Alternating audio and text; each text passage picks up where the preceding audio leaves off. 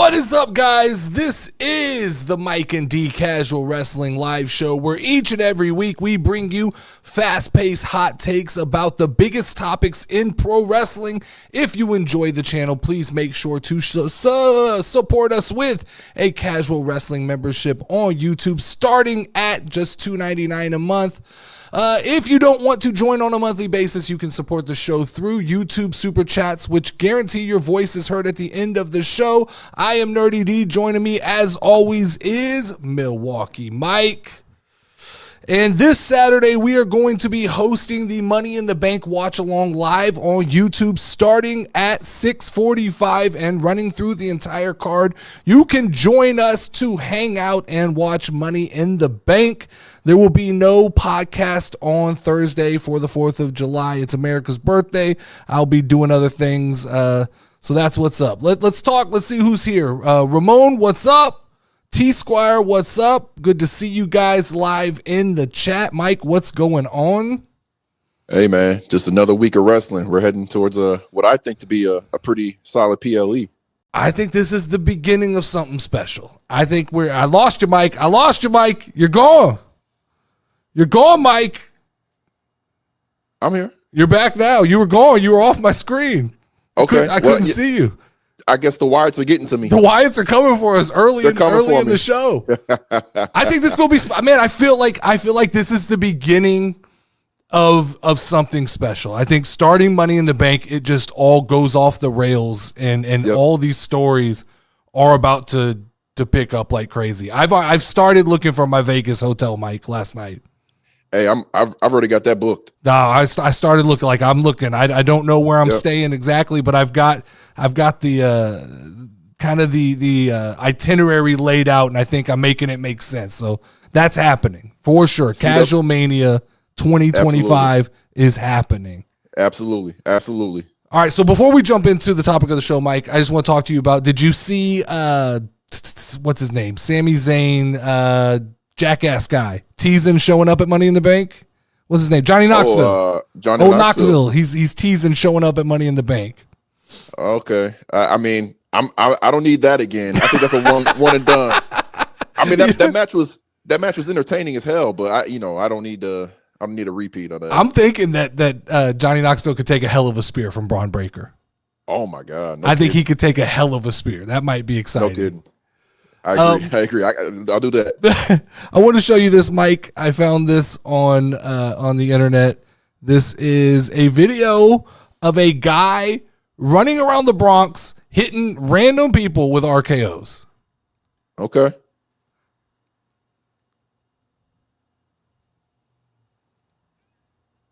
Oh.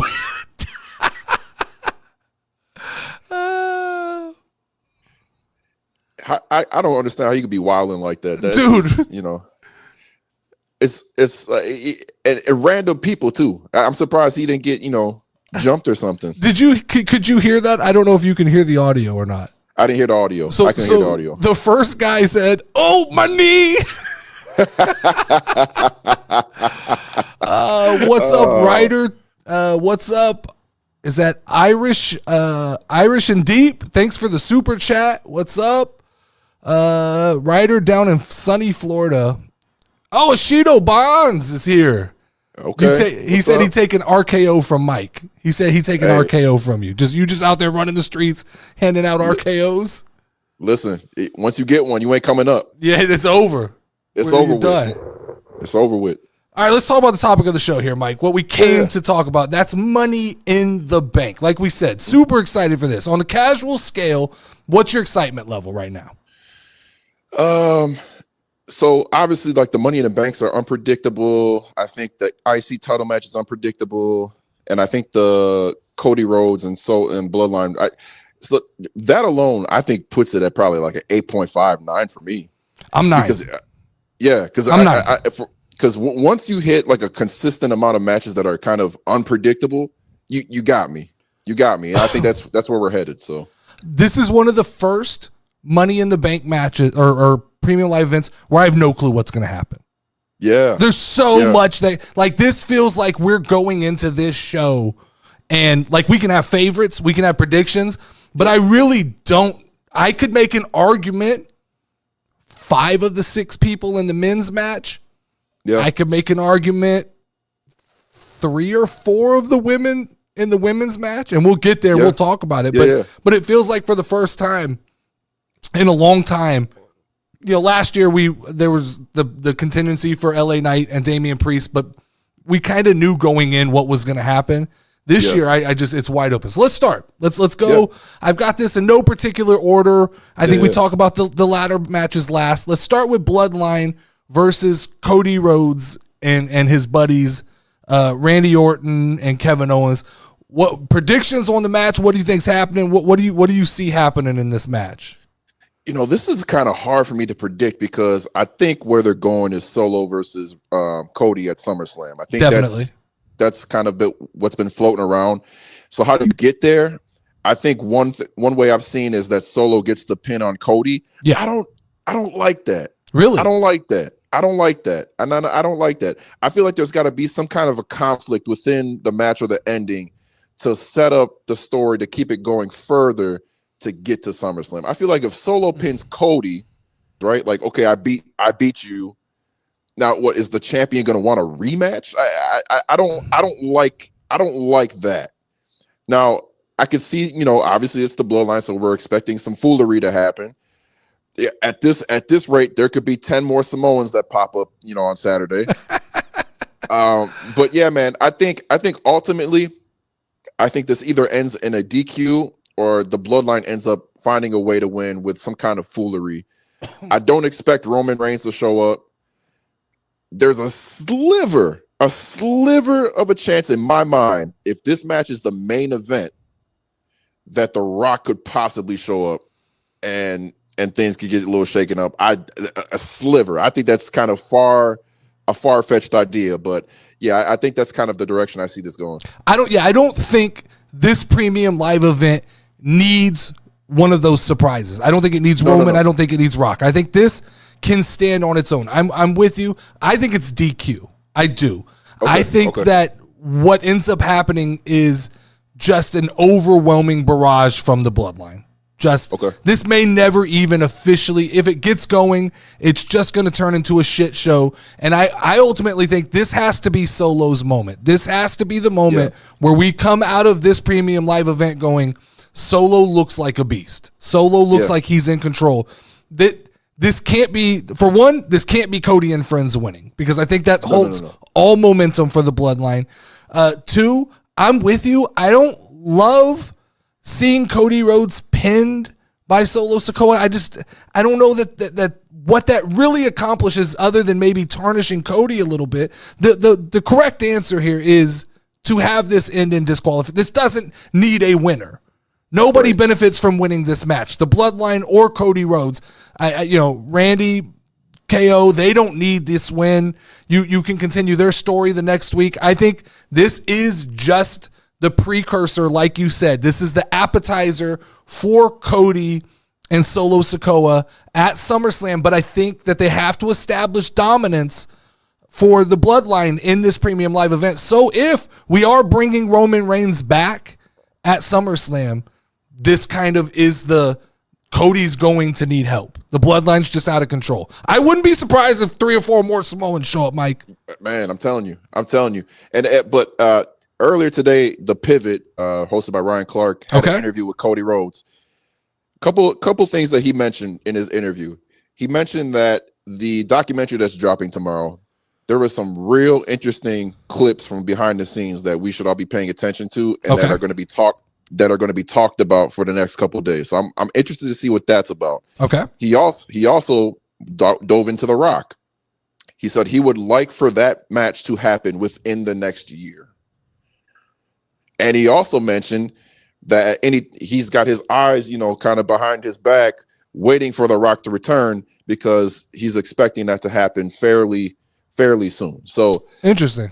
And that's not word for word, but that's just kind of like a gist, kind of a rundown. But I don't know, man. This is starting to really kind of get interesting with the directions that this thing could go, and I'm all for it. I'm all for it. I sometimes wonder how many people actually know the next 6 months of creative? Is Triple H, does everybody know, or does Triple H keep this close to the vest and just let people know what they need to know? Because he's doing such a good job of not letting things hit the dirt sheets before we get to these events, like not knowing who's going to win Money in the Bank or who's even the favorite. So I wonder, how much does Cody really know, or how much is Cody just laying seeds hoping something happens? That's an interesting question. I would imagine it's Triple H, it's Cody, it's Rock, probably Roman. Roman, yeah. Heyman, maybe. Yeah, I'm sure Heyman. I don't know that you let Solo win on it. I don't know. Yeah, I agree. I think you kind of keep him away and hey, you need to focus on this. Yeah, and even because some of these guys give you genuine reactions when music hits and things like that. Yeah, I kind of like that. So Ryder2779 says, I'm in the super minority here, but I don't care about this match at all. And I love Cody, but Solo sucks the life out of the whole thing for me. But I know that's a super unpopular opinion. I don't know if it's unpopular. I think I grade Solo on a curve, right? Because he's been thrust into the spotlight, and I don't think he's doing a bad job. I do think he's going to have to find a little bit more personality, a little bit more of the I'm in charge, but I think that comes with time. I think that just it comes with having that microphone. I don't think he did a bad job last week. I think last week was his best performance. Me too. So I don't know that I fully believe that. Oshido says, Nerdy D, don't play with us. Roman ain't coming back that soon. I'm sorry. I'm under the belief that he's SummerSlam. He's got to be the next month to 2 months. Otherwise, this thing doesn't feel like I said the other day, they started the clock when they took Heyman out. Yeah. I think that officially puts Roman on the clock to come back. Now, you can milk it a couple weeks with Heyman being just out of action and gone, but we're on the clock. I think it's SummerSlam. I really do believe that's where we see Roman again. Yeah, I went on record. I said the only return that makes sense after last week's events is Roman. You get Jay, Jimmy, like none of that makes sense when Paul Heyman is attacked and brutalized like that. It's got to be Roman. Roman has to be the first, and then he has to bring the band back together. Absolutely. Okay, I'm with you on that. All right, so let's talk about the match that I think I'm most excited for on the card, and that is Sami Zayn versus Braun Breaker. This one kind of out of nowhere for me because, a couple weeks ago we were talking about what are they going to do with Braun Breaker? He's not in King of the Ring. What are we doing? And seemingly this is what we were building to was Braun Breaker versus Sami Zayn. Now I got to ask you, is it too soon for Braun Breaker to become Intercontinental Champion? So the reign for Sami would seem short. Yeah. But I think the reason you do pull the trigger for Braun is simply because you'll be in Toronto. That's going to be a hostile environment for Sami. There's going to be a lot of support for Sami in Canada. Definitely. So how do you get heel heat? You beat a guy in his own country. And listen, man, Sami has overcome. He shows that he can overcome a lot of big opponents like Gunther at WrestleMania and whatnot. Braun just seems different, man. I just do you really want to put an L on Braun right now? In such a spotlight like this, I don't know, man. At first, I wasn't a big fan of putting the belt on him, but now that the story's kind of built a little bit, I would do it, man. I would do it. So here is my thoughts, right? Based on what we talked about Bloodline and Cody having a DQ finish, I don't know that you can DQ finish this, but Sheamus is still waiting kind of behind the scenes, and I could see how you could push this storyline along by having Sheamus get involved and costing Braun Breaker the match and setting up something for, I think it was We Too Deep said, a fatal four-way at SummerSlam for the IC title. Now, I don't think that includes, he was saying Ricochet. I don't think it includes Ricochet. I think that a fatal four-way at SummerSlam would include Ludwig Kaiser, Braun Breaker, Sami Zayn, and Sheamus. Okay. I think you could do that. I'm not mad at that. I don't know about Ludwig though. I think he's legitimately hurt right now. Oh, I missed that. I didn't see that. Yeah, they cut a video promo on him last night. I believe he said that his ribs are broken. And we're believing that's legit? I would assume so. Okay. All right. I don't know. So that's where he's getting Ricochet then. That would make sense, but that makes sense. I don't see that happening either. But okay, I can see a triple threat. I could too. Then I could see triple threat too. That makes sense as well. Yeah.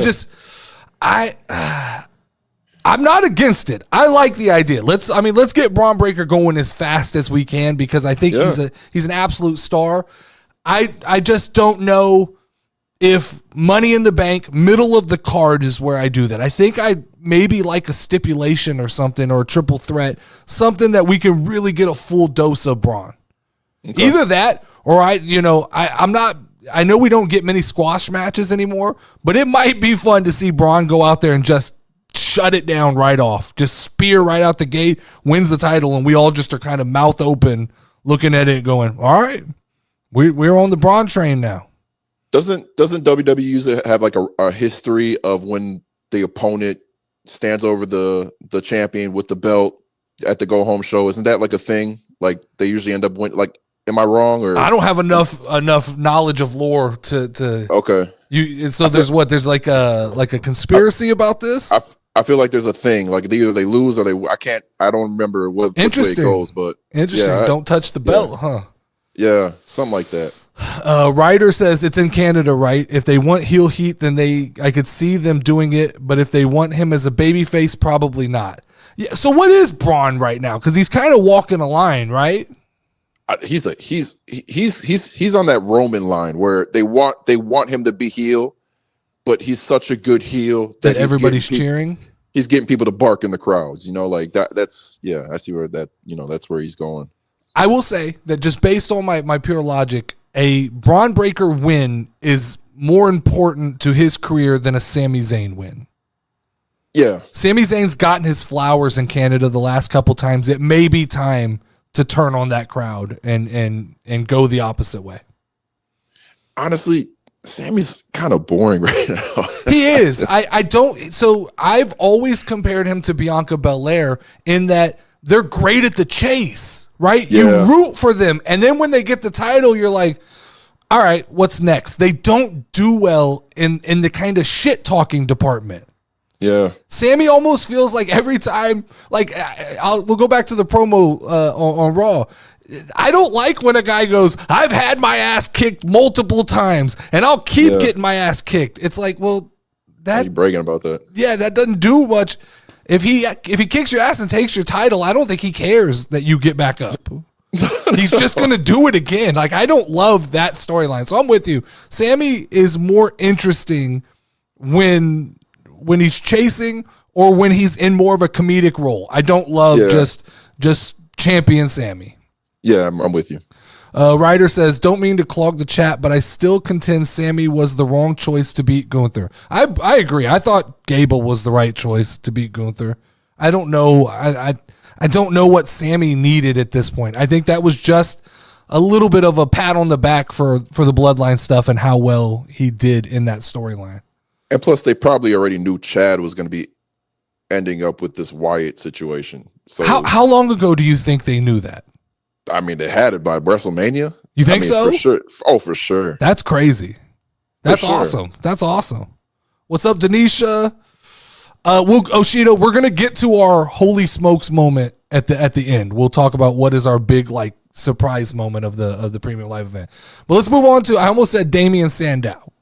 Let's move on to Damian Priest versus Seth Rollins, Mike. This one is the one I see a lot of people going back and forth talking about. Seth Rollins has to win this match. I'm in the minority here. I think Damian Priest needs to win this match. Yeah. What do you got? I'm with you on that. You mentioned something on your earlier show that it sounds like if Seth loses, there might be a rebrand happening. That's kind of what I thought. And I think the reason that he says that is because that's what's going to happen. You think he's laying the seeds? Yeah. I have a prediction for the men's Money in the Bank match that's going to affect the outcome of this match. But yeah, I don't see Damian losing. What's going to be interesting is how Finn gets involved because he's going to get involved. Yeah. He's going to get involved. So I want to see where that, because there's a situation where Damian could lose and we get Finn versus Damian at SummerSlam. Here's the problem. Gunther having that automatic title bid at SummerSlam. That's the real issue here. Yep. That's the issue. And I think that's where WWE kind of got ahead of themselves now, because they're in a corner now, because you could go Finn versus Damian at SummerSlam. You could go a lot of ways with this world heavyweight title. So, but ultimately, yeah, I think Damian gets the win. Let me ask you a question. How many matches do you think we're getting at SummerSlam? Based on what we've seen, because it's one night, right? Yeah. It's one night. You imagine there's going to be at least one of the tag belts defended. Okay. Cody's U.S. title. Cody defends, IC right? title. Cody defends. The world heavyweight title's in there. So that's already 5. You got to imagine that probably both women's titles are defended. Right. That's 7. So then maybe you add a story between Drew and CM Punk, possibly. That's 8. Is there room for this other stuff? Man, I don't know. I mean, it's gonna be 10 or less for sure. 10's the max, I would imagine. But so then what? Do they extend the time? Is SummerSlam a longer event? I mean, I'm assuming that they can go as long as they want. Yeah, I mean, that to me, that's just all kind of interesting. That I think the logistics of that is a little different. Here's what I think about what you're saying. I agree that Finn and Damian are headed towards a destination. I just don't think that destination has to be SummerSlam. Okay, I'm not mad at that. I think you can save that somewhere else. I think that we're going to get Damian Priest versus Gunther. I think Damian's going to win. Here's what I think. I think Finn is ultimately going to help Damian Priest. And that's going to be what pisses Damian off, is like, I can do this on my own, and Finn is going to keep interjecting and helping him get these wins until it boils over and he says, like, bullshit. There's a possibility, though, Mike, they could have a blow-off match for the title. Yeah. You know, that makes sense to me at some point, would be Finn versus Damian for the World Heavyweight Championship. That could make sense. Like Bash of Berlin or like a crown. That's a crown jewel match. Crown jewel, right?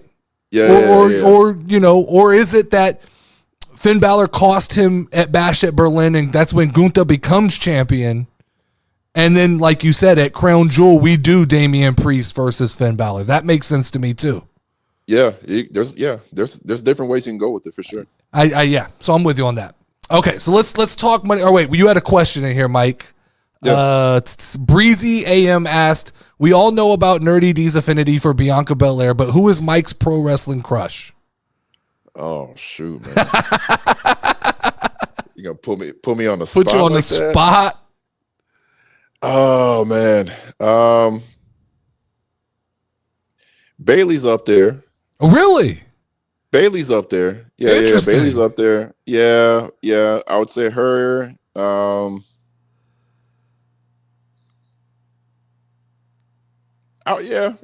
think that's probably where I would go. Okay, yeah. Bailey. I gotta be careful what I say about Bailey then, because sometimes I tend to hate on Bailey a little bit.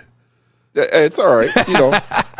We like our haters over here. So Ryder said for SummerSlam, don't forget about Logan Paul and LA Knight, because it's Cleveland and that's going to be a huge match. Oh, that's locked in. Yeah, that's 100%. Yeah, that's happening. Yeah. Why haven't they utilized Gunther's win in the story in a bigger way? That's Wrestling Today podcast.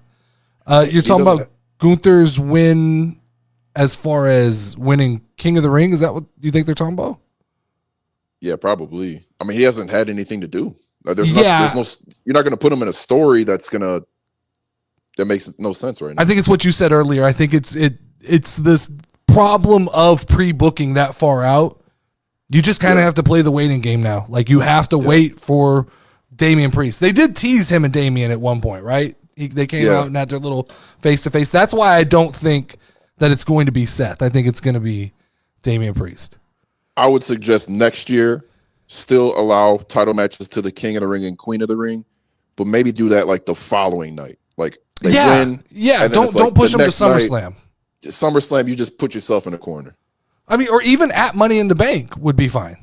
That's true. It takes care of the extra matches that you have around Money in the Bank. Yeah.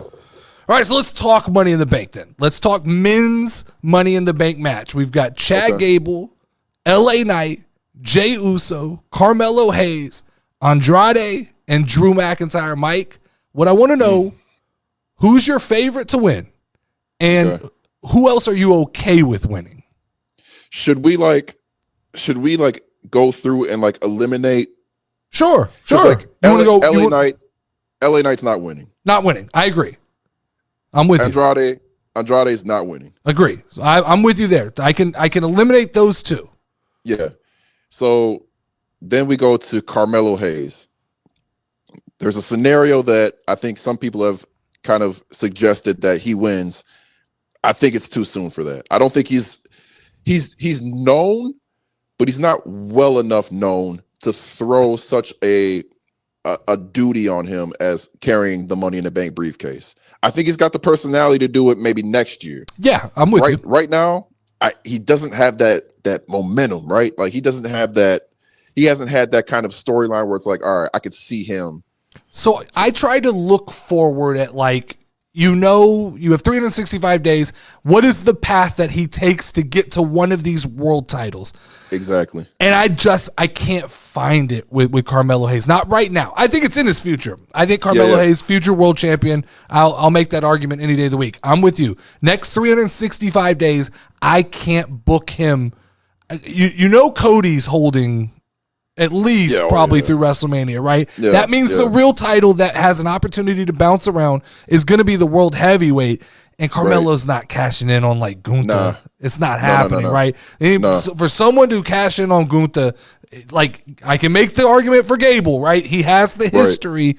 We've always kind of wanted it. It could happen down the line, but I'm not making that argument for Carmelo Hayes. So I'm with you. I'll eliminate Carmelo Hayes from the list, and that'll leave us with Gable, Jey Uso, and Drew McIntyre. So now I'm going Gable. Okay. Right? I think that he's got too much intertwined with too much going now. on. He's got the Wyatts, he's got the Alpha Academy, and he's got the Creed brothers. He's set for the next couple months. So what if he wins and he opens the briefcase and there's a VHS tape inside of it? Oh my God. I don't know who would go more crazy. Would it be the IWC or would it be Michael Cole? I have no clue. Yeah, I'm with you though. That he's just too engaged in possibly the biggest thing going on in WWE that he doesn't need a title. He is super important right now. Yeah, I agree. So that leaves us with Jey and Drew. Yeah. Jey is just the hottest thing in professional wrestling right now. If there was any other time in wrestling history, I think you would absolutely pull the trigger on Jey because he would make absolute sense. But let's not forget what's going on SmackDown. Yeah. There's going to be a time where he's got to be back with the bloodline. It's inevitable. And I don't think you could carry the briefcase and also be in the bloodline story at the same time. The Yeet case? You can't have the Yeet case? Now, I could be completely wrong, but this is just what I'm foreseeing. I don't see him being able to pull off both situations, which takes me to Drew McIntyre. Okay. He is who I believe is going to win the Money in the Bank briefcase. And I think he left a big Easter egg on Monday Night Raw. He said he's going to win the briefcase and he's going to win the World Heavyweight Championship in the same night. So that tells me right off the bat, this match is going to happen before the World Heavyweight Championship match. He's probably going to win the briefcase. He's going to come out, attempt to cash it in, and who's going to ruin it for him, setting up for SummerSlam? CM Punk. Let me ask you a question. Is there a possibility that CM Punk's not ready to go? And I don't know. This is the play, right? Because that sets up Gunther and Drew McIntyre at SummerSlam if he successfully cashes in. So you think that we're going to get a failed cash in by Drew McIntyre? I lost you. We'll wait for Mike to come back here. Let's look at the chat here. For SummerSlam, as long as Carmelo Hayes loses, I'm good with every other outcome. There he is. He's back. All right, you're back. Yeah. Lost you for a second. I don't think Chicago happens if CM Punk's not. He's not good to go. Chicago happens. Explain to me. Where he got attacked by Drew. Oh, and he's sent to the hospital. Okay. I don't think that happens if he's not ready to go. True. You don't get thrown on the ground like that if you're not 100%. I'm with you on that. Not only that, now we think, okay, he's gone. They're trying to kind of take us away and not think he is going to be at Money in the Bank. Like there's no look. Every time Drew is going to have something potentially happen, CM Punk is going to be there. That's the story. So have you seen the AJ Lee stuff? What's the AJ Lee stuff? So people saying that the ultimate kind of swerve would be if AJ Lee cost Drew McIntyre the match. That's interesting. If she came out and knocked the ladder down or something like that. That's interesting. Because, she's probably not cleared to ever wrestle again, but you talk about the pop that you get if crazy ass AJ Lee comes out with her music hits, Mike. That place goes absolutely ape shit. I don't even think her music has to hit. She can just pop up from the crowd. True. That's true. Just jumps over the railing or something. Yeah. Oh, this is tough. I'm going to tell you, I'm with Jey Uso. On Saturday, I will be yeeting for Jey Uso. Look, I would love that. Logically, I'm going Drew. The fan in me, I want Jay. Okay. All right. I'm with you. I'm with you. Yeah. Let's solidify this. We're going to be cheering our boy Jay on, but we are completely okay with the logic of Drew McIntyre winning this match. I'm with you. 100%. We can 100%. Align 100% on that. I'm with you. Yeah. All right. So let's talk women then. Okay. Women, we've got Io Sky, Lyra Valkyria, Tiffany Stratton, Naomi, Zoe Stark, and Chelsea Green. So we can eliminate quickly. Go for it. I think it comes down to two women. It's two, right? There's only two names that make sense. There's only two, Tiffany and Chelsea. Okay, we're in line there. Io is here because she won last year, and they're gonna do something with damage control to continue the story. Yep, and she does the crazy spots. Yeah, Lyra Valkyria is a long shot. Triple H has an affinity for her. There is a world where I see her winning, and he has a plan. I don't think so though. It's too. She's in the same case of Carmella. Next year, 100%.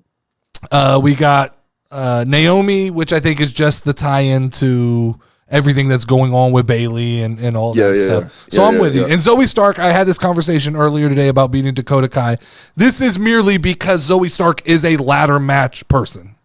Okay. She's going to do crazy shit. That's what I say about her being in this match. She will have the biggest spot of this match. She is built different. She will try to jump off the top of the ladder through a table. She'll do some real wild shit to get noticed. You can't put Dakota Kai in this match because she's fragile. Sure. So that's why she's here. So I'm with you. It's Tiffany Stratton or Chelsea Green. So then you get the argument of who is it. I think Chelsea Green is the more fun answer. I think Tiffany Stratton is the safer answer to me. Really? Okay, so I think Chelsea Green's the logical answer. Really? Well, first of all, she's from Toronto. Okay. So, I mean, you got that going for you right off the bat. I think logically, the way that her character is presented to us, the only way that she would ever get a championship match or a championship title is with the Money in the Bank briefcase. I could argue that Tiffany Stratton is good enough in the ring and on the microphone that she'll get her shot at some point within the next year. Okay. But logically, I would say that the briefcase makes more sense with Chelsea because her carrying around a Money in the Bank briefcase every week is going to be fucking hilarious. And B, again, like I said, logically with the ring stuff, the way that she's presented now, don't get it twisted. Chelsea Green is a great wrestler. She's, if you look up her video, she's a great, but the way she is right now, they make it that she's not. Yeah. So how do you get a belt around her? It's the Money in the Bank briefcase. And I think she has Piper Niven with her, which can kind of be a bodyguard, a protection. So I logically, I think Chelsea Green makes more sense. I really do. The only argument I will make is that I just think that Triple H and Chelsea Green know she doesn't need it. that she gets all the attention she wants without it.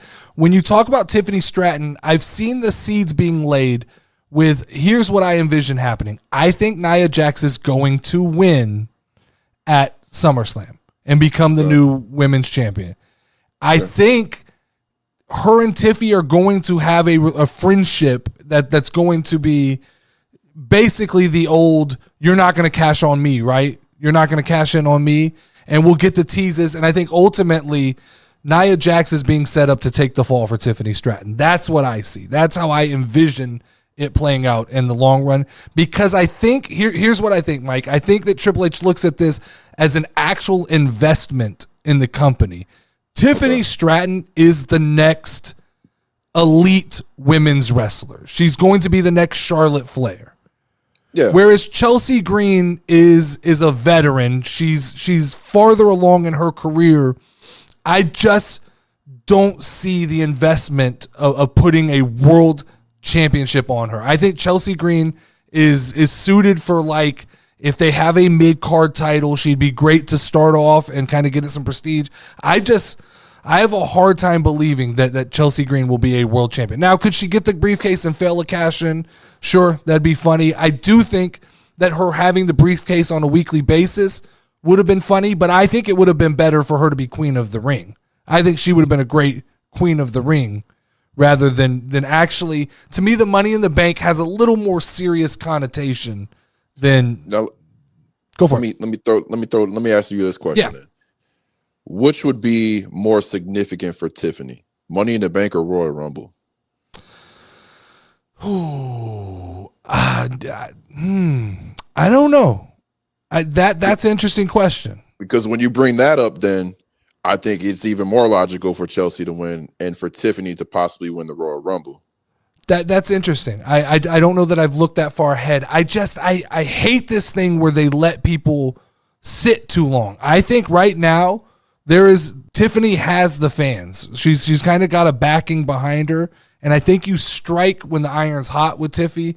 I think it's the same problem with what they did LA Knight last year. It's a big risk to me to put it on to wait until Royal Rumble with Tiffy. I can see what you're saying, and then that means at WrestleMania she gets that moment. I feel like a Tiffy moment at WrestleMania. You're talking me into it, Mike, but I'm locking in. I'm going Tiffany Stratton. I'm locking in Tiffany Stratton.